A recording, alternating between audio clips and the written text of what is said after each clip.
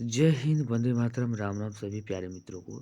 आज हम बात करेंगे बिहार डीएलएड में जो हिंदी में बिहार डीएलएड की बात करें। डीएलएड एग्ज़ाम में जो हिंदी प्रश्न पूछे जाएंगे उन सारे मोस्ट इम्पोर्टेंट हिंदी प्रश्न की हम बात करें जो एग्ज़ाम में पूछे गए हैं और आगे पूछे जाने की संभावना है। तो सारे के सारे प्रीवियस ईयर है जो कि एग्ज़ाम में पूछे जाने के प्रबल चांस है। सेम इसी पैटर्न पर जो है एग्ज़ाम में पूछे जाते हैं। हिंदी रहे, सोशल साइंस साइंस रहे। पिछले वीडियो में अगर नहीं देखे हैं हिंदी साइंस सोशल साइंस का वीडियो तो ज़रूर जाके देखें। रीजनिंग का भी हमने क्लास यहाँ पे चलाया हुआ है तो और प्लेलिस्ट में पड़ा हुआ है ऑलरेडी, वहाँ जाके आप देख सकते हैं। चैनल के अंदर विजिट करके सारे वीडियो को खोज करके आप देख सकते हैं। तो चलिए हम बात करते हैं इस तरह के वीडियो जो भी है आप सभी आपके एग्जाम के लिए काफ़ी हेल्पफुल होने वाला है। और सारे के सारे क्वेश्चन क्या होते हैं मैट्रिक लेवल पर ही आधारित होते हैं। उन मैट्रिक लेवल का जो है आपको पकड़ बना लेना है अगर एग्ज़ाम में सिलेक्शन लेने हैं।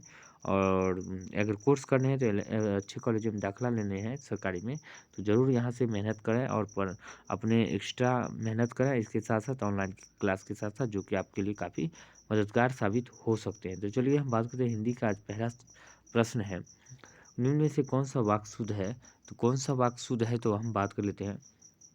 भाई बहन जा रही है, ये तो गलत हो गया। बहुसंख्यक मनुष्य यहाँ आए थे, ये भी गलत हो गया। अब यहाँ पे बात कर लेते हैं, निरपराधी को दंड नहीं मिलना चाहिए। तो निरपराधी जो अपराध किया ही नहीं तो उस दंड किसको मिलना चाहिए? तो राइट आंसर सी हो जाएगा। सीता ने झूठ कही थी, ये गलत हो गया। तो सी इसका सही आंसर हो गया। रूपक अलंकार है तो रूपक अलंकार की बात करिए। अलंकार भी पूछे जाते हैं, यहाँ पे अलंकार खूब पूछे जाते हैं, ये भी याद रखने हैं। तो वही बात करें रूपक अलंकार की बात करें तो कौन सा है? तो माया, दीपक, नर, पतंग, ये जो है रूपक अलंकार है, याद रखने हैं। वही बात करते हैं इनमें से कौन सा वाक्य शुद्ध है? तो शुद्ध वाक्य की बात करें तो कौन सा है? तो बात करते हैं, गाय में कई दर्शनीय स्थल देखने योग्य है। गाय में नहीं, सॉरी, गया में, ये याद रखने हैं। पीताम्बर शब्द का संधि विच्छेद क्या होगा? पीताम्बर शब्द का संधि विच्छेद की बात करते हैं डी हो जाएगा पीत धन अंबर, ये याद रखने हैं। शब्द और अर्थ के बीच संबंध शब्द के लिए प्रयुक्त शब्द क्या होगा? शब्द और अर्थ के बीच संबंध शब्द के लिए प्रयुक्त शब्द कौन सा होगा? तो हम बात करते हैं शक्ति हो जाएगा, राइट आंसर ये होगा, याद रखना है।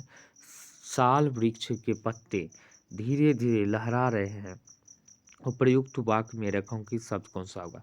धीरे धीरे, धीरे धीरे क्या होगा? तो धीरे धीरे लहरा रहे हैं तो धीरे धीरे क्या होगा? क्रिया विशेषण, धीरे धीरे जो क्रिया कर रहे हैं तो क्रिया विशेषण हो गया, याद रखना है। अब बात करते हैं नेक्स्ट की, निम्नलिखित में से कौन आचार्य भरत मुनि के अनुसार काव्य गुण होते हैं? तो काव्य गुण कौन से होते हैं? तो इसका काव्य गुण की बात करें समता, समाधि, प्रसाद, यानी कि सभी के सभी सही आंसर हो जाएंगे। बात करते हैं नेक्स्ट की, लड़के गेंद खेल रहे हैं, किस वाक्य का उदाहरण है? लड़के गेंद खेल रहे हैं, किस वाक्य का उदाहरण? खेल रहे हैं, खेल ही रही हैं, खेल पूरा हुआ नहीं है, तो यह जो जगह सरल वाक्य हो गया, ये ध्यान रखें। लड़के गेंद खेलें। वाक्य बात करें तीन प्रकार होते हैं, सरल वाक्य, मिश्र वाक्य, संयुक्त वाक्य, ये याद रखना है। अगर पूछे तो संयुक्त वाक्य पकड़ने का कैसे पकड़ सकते हैं, संयुक्त वाक्य कैसे होगा, हम कैसे जानेंगे यह संयुक्त वाक्य है? तो ये तो सिंपल है। अगर इसी इसी में से जिस वाक्य में जो अगर कहता लड़के गेंद खेल कर घर चले गए, खेले और घर चल गए, लड़के गेंद से खेले और घर चल गए, तो और लग जाए और, या, अथवा, तथा, एवं, ये सारी चिन्ह अगर मिल जाए तो समझ जाइए क्या है? तो ये संयुक्त वाक्य है। और सरल वाक्य तो सीधा सीधा रहता है, ये ध्यान रखना है। अगर मैं पूछे मिश्र वाक्य कैसे पहचानेंगे? जब, तब, जहाँ तहाँ, यहाँ वहाँ, इस तरह का जब भी प्रयोग हो, जबकि, ये सब जो प्रयोग होता है समझ जाइए कि वह क्या है? मिश्र वाक्य है, ये ध्यान रखना है। वही बात करते हैं, फूले हैं कुमुदी, फूले है कुमुद फूली, मालती सघन बन फूली, रहे तारे मानो मोती अनगिनन अनगिन है। इस पंक्ति में कौन सा अलंकार है? तो ये अलंकार पूछता है, अलंकार खूब ज़्यादा पूछे जाते हैं। इसमें उत्प्रेक्षा अलंकार है, ये याद रखना है। इस तरह के जो क्या होते हैं, उत्प्रेक्षा अलंकार होते हैं। अलंकार के कितने भेद होते हैं? अलंकार की बात करें तो यह कितने भेद होते हैं, याद कर लेते हैं। कितने भेद होते हैं? 3 भेद होते हैं, याद रखना है। वही बात करें, मुख्यार्थ और लक्ष्यार्थ की अपेक्षा अधिक सूक्ष्मता और रमणीयता किस अर्थ में रहती है? तो किस अर्थ में रहती है? तो बात करते हैं यह जो होता है व्यंग में रहती है, याद रखने हैं। वही बात करते हैं, रमा से रोया नहीं जाता, वाक्य में कौन सा वाच्य है? रमा से रोया नहीं जाता, तो यह बहुवाची हो जाता है, ये ध्यान रखना है। वही बात करते हैं नदी कल कल करती हुई बहती चली जा रही थी। इस वाक्य में बहती चली जा रही थी में कौन सा पदबंध होगा? तो पदबंध की बात करते हैं इसमें कौन सा होगा? तो क्रिया पदबंध, यानी कि बहती चली जा रही है, क्रिया हो रही है तो क्रिया पदबंध हो जाएगा। वही बात करते हैं जूते चाटना मुहावरे का अर्थ क्या होता है? बहुत ही अच्छा। जूते चाटना मुहावरे का अर्थ की बात करें तो यह क्या होगा? चापलूसी करना, ये याद रखना है। वही बात कर लेते हैं विभत्स रस का अस्थाई भाव क्या होगा?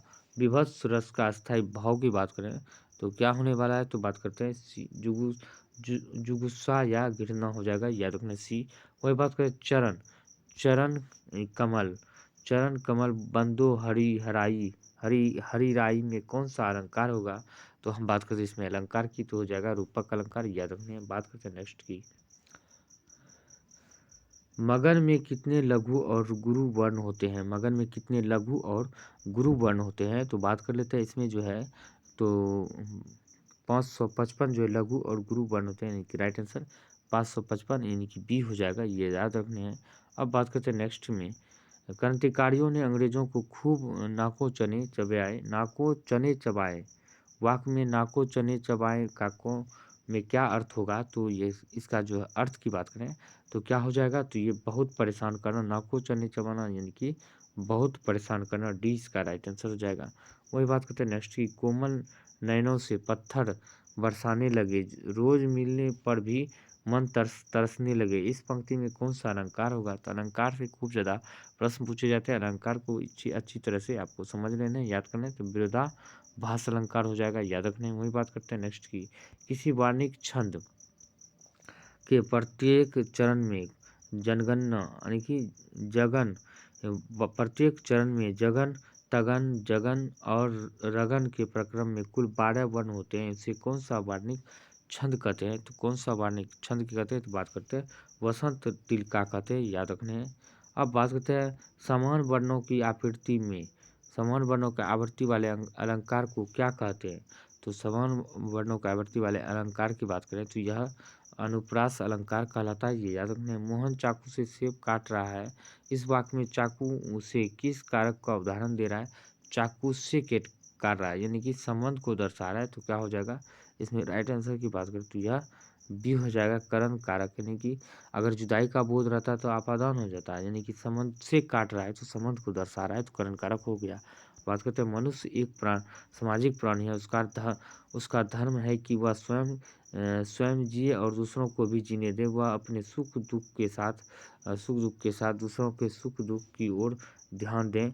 अपने स्वार्थ को छोड़कर दूसरों के हित की भी सोचें। अपना स्वार्थ सिद्ध करना मानवता नहीं है, पर हित ही सच्ची मानवता है और यही सच्चा धर्म है। मनुष्य अपनी क्षमा या सामर्थ्य के अनुसार परहित कर सकता है। वह अपने मन से, ध्यान से, धन से या तन से अथवा तीनों से दूसरों की भलाई कर सकते हैं। दूसरों के प्रति सच्ची सहानुभूति रखना भी परहित है। किसी को संकट से बचाना, किसी को कुमार्ग से हटाना, किसी दुख और निराश व्यक्ति को सांत्वना देना परहित के ही अंतर्गत आता है। भगवान राम ने ऋषियों मुनियों की तपस्या में बाधा डालने वाले राक्षसों का संहार किया। ईसा मसीह ने लोगों का उत्थान किया। सम्राट अशोक ने स्थान पर कुएं, तालाब आदि खुदवाकर जनता का उपकार किया। यहाँ मानवता का प्रमुख धर्म है। तो यहाँ मानवता का प्रमुख धर्म की बात करें तो क्या हो सकता है? तो हम बात करते हैं राइट आंसर की, तो बी हो जाएगा राइट आंसर। वह स्वयं जिए और दूसरों को भी जीने दे, बी हो जाएगा। अब बात करते हैं जो समास विशेष और उपमान से मिलकर बनते हैं वह डैश समास कहलाते हैं। तो सीधी सी बात है, यह जो समास कराएगा कर्मधारय समास कहलाएगा। द्विगु समास जिस समास का पहला पद संख्यावाची हो द्विगु समास कहलाता है, जैसे नवग्रह, त्रिनेत्र, चौराहा। उसी तरह अव्ययीभाव समास जिस समास में अव्यय होता हो तो उसे अव्ययीभाव समास कहते हैं। यथासंभव, प्रतिदिन, ये सब अव्ययीभाव समास होते हैं, ये याद रखने। बात करें देव जो महान है, यह किस समास का उदाहरण है? देव जो महान है यानी कि किस समास का उदाहरण है? सीधा सीधा पता चल रहा है किस समास का उदाहरण होगा, कर्मधारय समास का। देव जो महान है, कर्मधारय समास, ये याद रखना। बहुब्रीहि समास क्या होता है? जिसका कोई भी पद प्रधान नहीं होता है, अर्थात तीसरे अर्थ को बताता है, उसे बहुब्रीहि समास कहते हैं। जैसे दशानन, चतुर्भुज और लंबोदर, चंद्रशेखर, बिना पानी, बंशीधर, ये सारे के सारे तत्पुरुष समास होते हैं, एक बहुब्रीहि समास होते हैं, ये ध्यान रखना है। तो दोस्तों आज का वीडियो कैसा लगा जरूर कमेंट करके बताएं, और अगर कोई सुझाव देना है तो वीडियो के नीचे एक कमेंट करके सुझाव देना ना भूलें। तो चलिए मिलते हैं अगले वीडियो में, तब तक के लिए जय हिंद जय भारत।